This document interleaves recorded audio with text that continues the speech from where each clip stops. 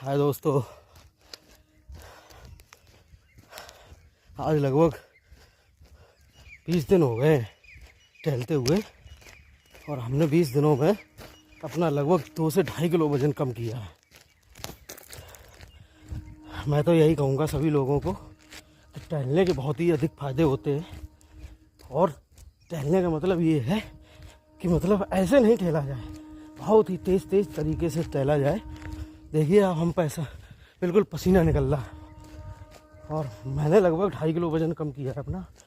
मेरा लगभग 72.5 किलो वज़न था, इस समय 70 किलो वज़न है और हम ये चाहते हैं कि लगभग 6 महीने में मेरा कम से कम 8 से 10 किलो वज़न कम होगा।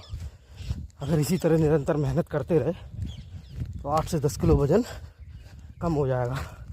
हम लगभग 62